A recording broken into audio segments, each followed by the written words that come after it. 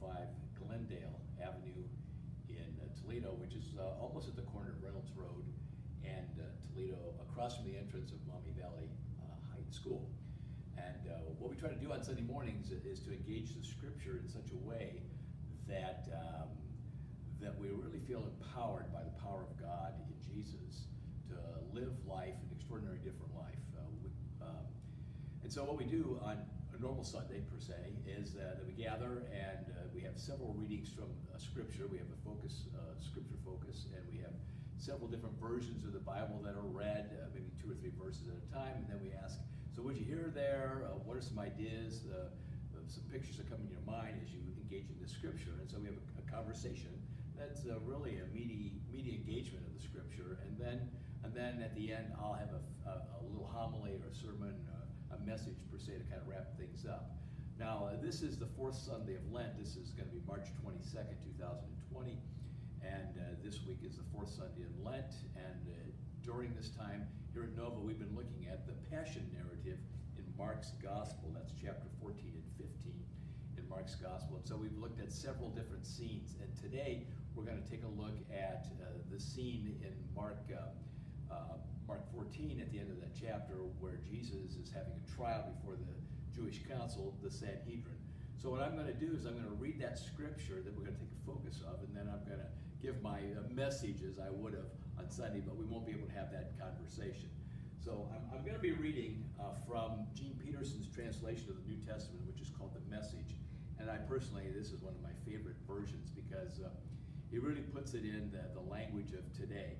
And so I'm going to begin reading on chapter 14, and we're going to begin doing verse 53. So if you got a Bible, take a look at that and read along with me. This is entitled Condemned to Death. They led Jesus to the chief priests, where the high priests, religious leaders, and scholars were gathered together. Peter followed at a safe distance until they got to the chief priest's courtyard, where he mingled with the servants and warmed himself at the fire. The high priests, conspiring with the Jewish council, looked high and low for evidence against Jesus, by which they would sentence him to death. They found nothing. Plenty of people were willing to bring in false charges, but nothing added up, and they ended up canceling each other out. Then a few of them stood up and lied.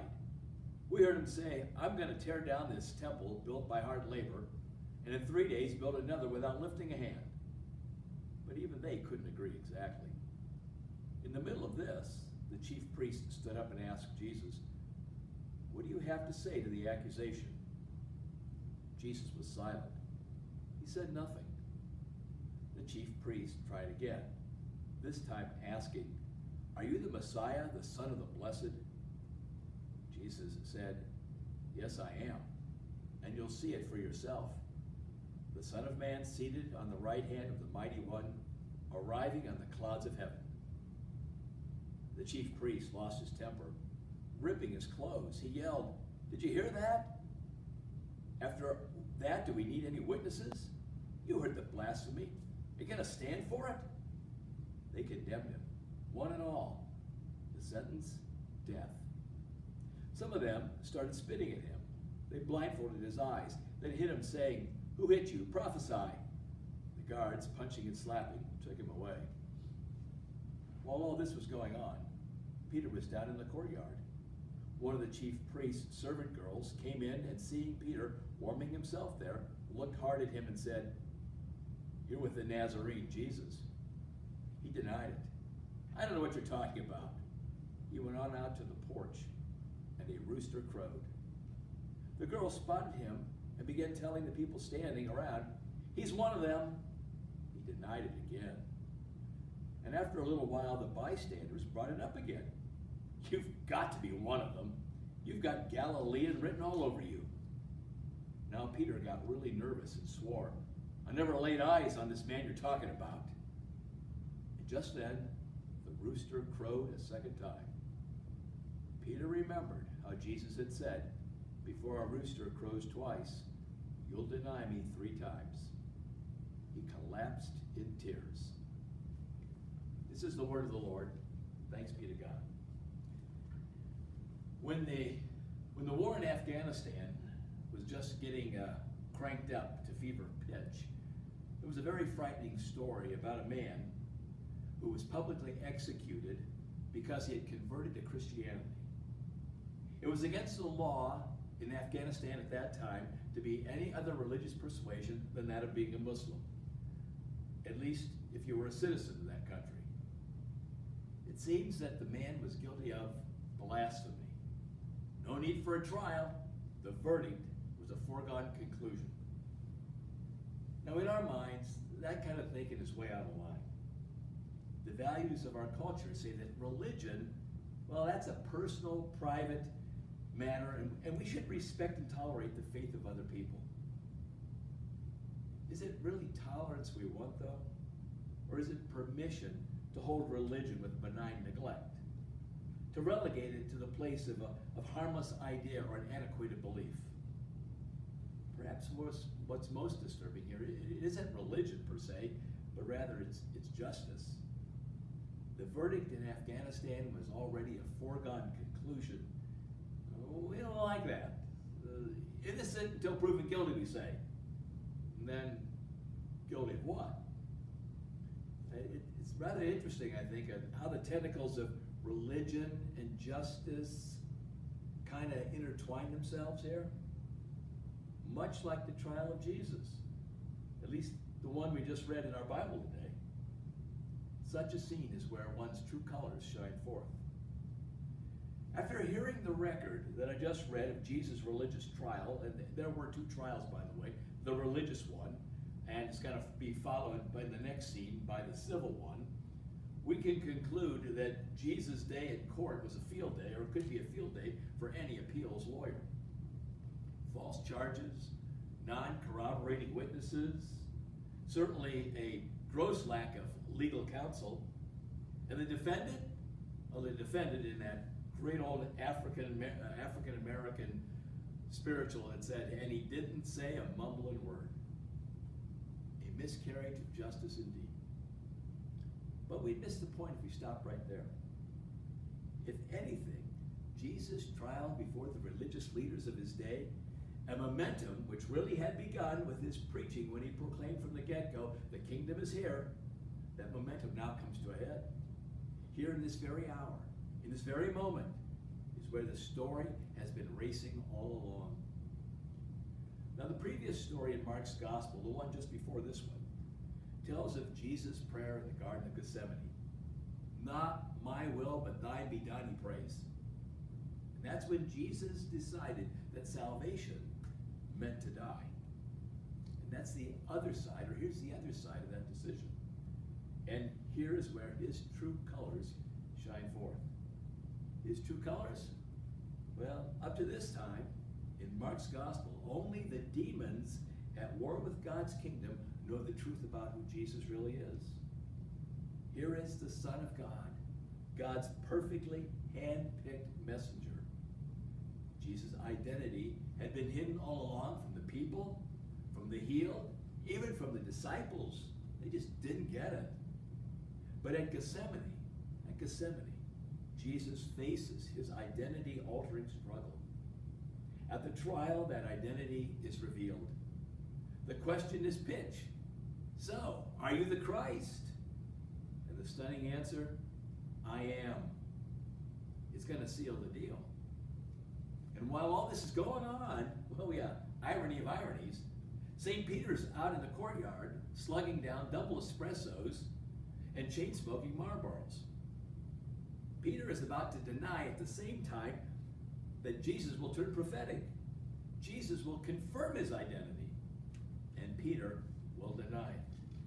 I don't know him. I never met him. Damn it, woman, I don't even know the guy. So what would you do in such a dilemma? You know what I really find ironic in all of this, especially in that execution of that Afghan man? It still bothers me when I think about it, even years later. I really have to wonder what I would have done if my head would have been on the block. Maybe that's why this trial story of Jesus is in the Bible, to provoke us to a sense of irony and see our true colors shining forth when our true identity becomes revealed. That man in Afghanistan died because of his converted conviction to Jesus Christ.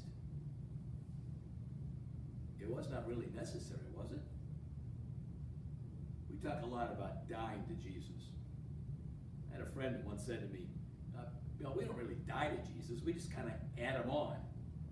Add him to our usual way of navigating life, doing business, being my most comfortable self. In my quest for religious tolerance, I'm really seeking a convenient Christianity. But it's not very convenient, is it, when you're facing a state-sponsored execution for your Christian faith? The man in Afghanistan, our brother in Jesus Christ, died because he committed blasphemy. Well, the word itself, it's such an odd word. It's one by which we're rarely acquainted. It's a throwback to religious intolerance, we say, or some ancient idea. Yeah, ancient indeed. It's exactly the same charge they leveled at Jesus. Blasphemy, in a nutshell, is any contemptuous act against God. In Afghanistan, it was the audacity to claim Jesus Christ as Lord. In Jesus' case, it was a whole lot more. He didn't claim to be the Messiah.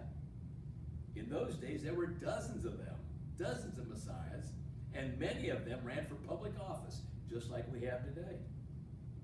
Jesus' problem was that he cleared the floor of all presumption and assumption and guesses as to who he really was. Are you the Christ? And his answer, I am. I am. God's very name, Yahweh. I am who I am. I am the first and the last, and besides me there is no other. Now, in a world of pluralistic claims about here's a God, and there's another one over there, here is a clarion call and an absolute claim that there's only one God, and he's known and revealed in Jesus Christ. Now that's blasphemy to our value of tolerance. But even more blasphemous is the kind of God that Jesus reveals. Now in the passion story of Jesus that we've been reading all along in Mark, Jesus' true colors will shine. Doing good, healing the sick, preaching some inspirational sermons, that's not what he's about. They all come to their crashing conclusion at the foot of the cross. And that's where all the brokenness of the world, all our good and often misguided thinking, all of our proclivities towards grabbing and getting finally meet their match. And when the heat's turned up, will Jesus stand the test? More importantly, will we? So why would that Afghanistan man be willing to die? The answer is that in Jesus, he discovered the reason to live. I had a good buddy that once said to me, a Jesus worth dying for has first got to be a Jesus worth living for. So if you don't think that blasphemy is a real deal for you, try living out forgiveness, reconciliation, and love just this week and see what happens. Surrender to Jesus to do this and just wait for all kinds of results. You will be such a challenge to our spiritually tolerant culture, it will amaze you. But more than amazement, your true colors will shine forth. True colors, as St. Paul said in Galatians, I've been crucified with Christ. It is no longer I who live, but Christ in me. So instead of benign neglect, Jesus is inviting and equipping us to live in blasphemy. May our lives and our prayers be guided by the living examples of his love. Now next week, we're going to take a look at the first several verses of Mark 15, which is the trial of Jesus before Pilate. So thanks for tuning in, and we'll see you next week.